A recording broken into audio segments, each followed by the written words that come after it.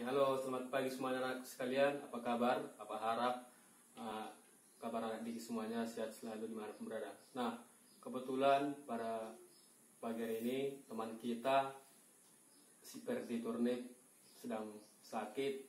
Nah, untuk anak didikku sekalian, mari kita berdoa mendoakan supaya si Perdi Turnip cepat sembuh, lekas sembuh, supaya bisa berkumpul lagi bersama keluarganya dan bermain lagi.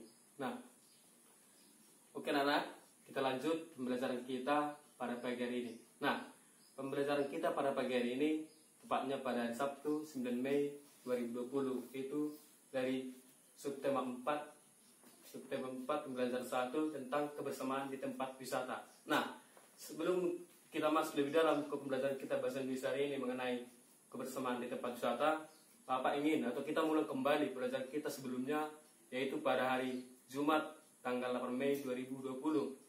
Nah, di mana pembelajaran kita pada hari Jumat 8 Mei 2020 dari mata pelajaran SBDP, ini budaya dan prakarya. Nah,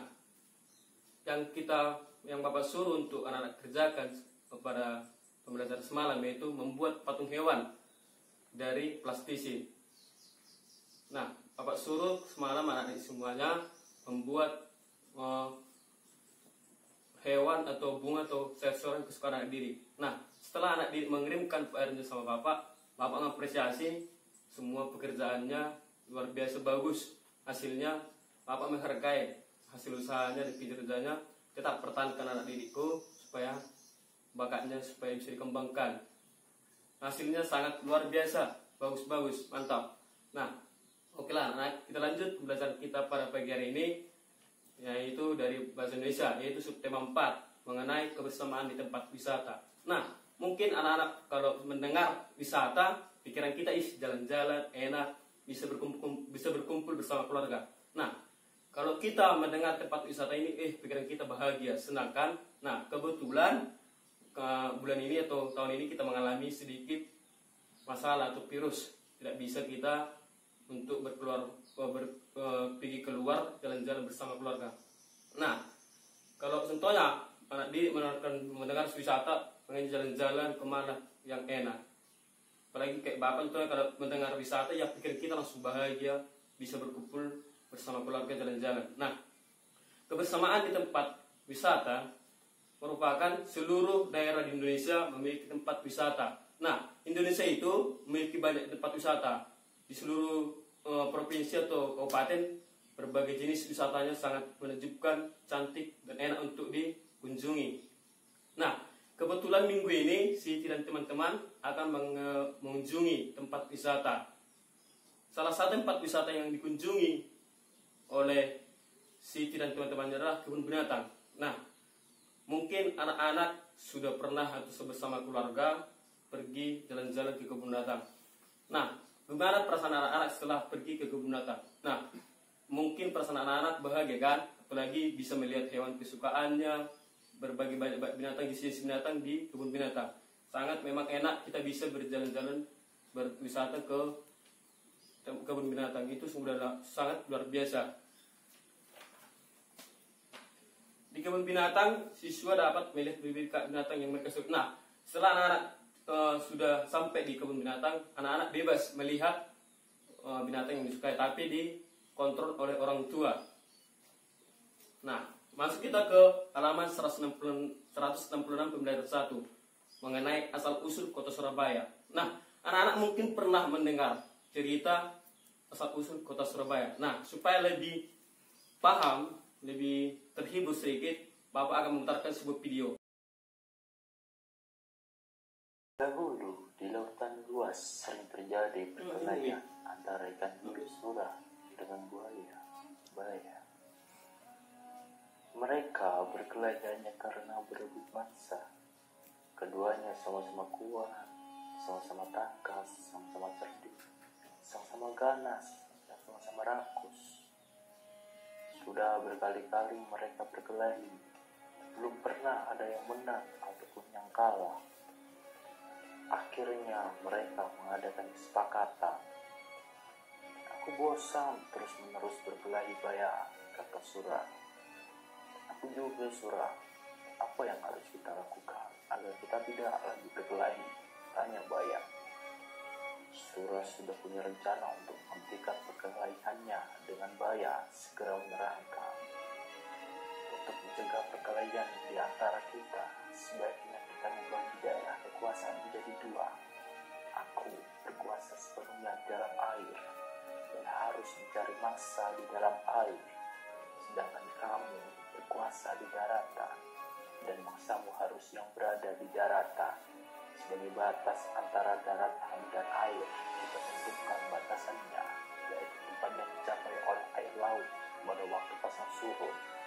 Baik, aku setuju gagasan itu, kata Buaya. Dengan adanya pembagian wilayah kekuasaan, maka tidak ada lagi perkelahian antara Surah dan Buaya. Keduanya telah sepakat untuk menghormati wilayah masing-masing. Tetapi pada suatu hari, Surah mencari mangsa di sungai. Hal ini dilakukan dengan sembunyi-sembunyi agar Buaya tidak mengetahui. Mula-mula hal ini memang tidak ketahuan. Tetapi pada suatu hari Buaya mempergoki perbuatan Surah ini. Tentu saja Buaya sangat marah melihat Surah melanggar janjinya. Hai Surah, mengapa kamu melanggar peraturan yang telah kita sepakati berdua? Mengapa kamu berani memasuki sungai yang merupakan wilayah kekuasaanku? Tanya Buaya. Surah yang merasa tak bersalah terang-terang saja. Aku melanggar kesepakatan. Bukankah sungai ini berair? Bukankah aku sudah bilang bahwa aku adalah penguasa di air? Nah, sungai ini kan ada air, juga termasuk daerah kekuasaanku, kata Surah. Apa? Sungai itu kan termasuk di darat, sedang daerah kekuasaanmu ada di laut. Berarti sungai itu adalah daerah kekuasaanku. Buaya penuh otot. Tidak bisa. Aku tidak pernah bilang kalau di air itu hanya air laut, tapi juga ada sungai. Ya Surah, kau sengaja mencari gara-gara Surah. Tidak, kukira alasanku cukup kuat dan aku memang tidak yang benar, kata Surah. Kau sengaja mengakaliku. Aku tidak sebutnya kau kira. Buaya mulai marah. Aku tidak peduli kau bodoh atau pintar. Yang penting air sungai dan air laut adalah kekuasaanku. Surah tak mau kalah. Karena tidak ada yang lebih ngalah, maka pertempuran sengit antara ikan bilis Surah dan Buaya terjadi lagi. Pertarungan kali ini semakin seru dan dahsyat. Saling menerjang dan menekam, saling menggigit dan memukul, dan sekejap air di sekitarnya menjadi merah oleh darah yang keluar dari luka-luka binatang tersebut. Mereka terus ditaruh mati-matian sampai istirahatnya sekali.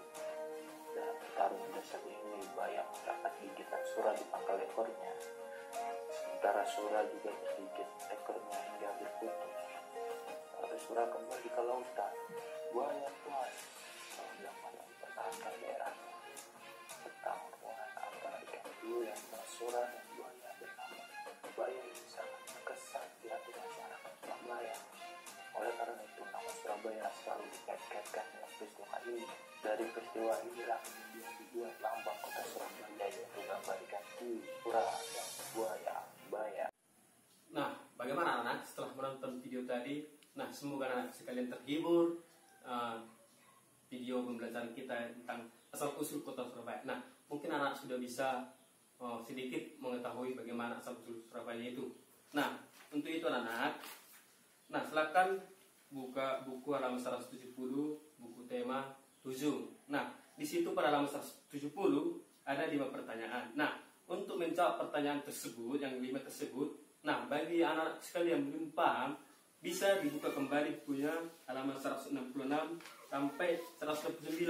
Nah, anak-anak sekalian bisa minta tolong kepada bapak, mama, atau kakak untuk meminta tolong supaya sama-sama membaca cerita asal-usul kota Surabaya. Nah, silakan setelah itu paham anak sekalian, kerjakan halaman 170.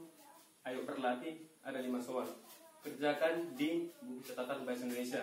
Kalau belum mengerti, kembali lagi baca halaman 166 sampai 109. Nah, Anak-anakku sekalian, selamat mengerjakan, selamat belajar.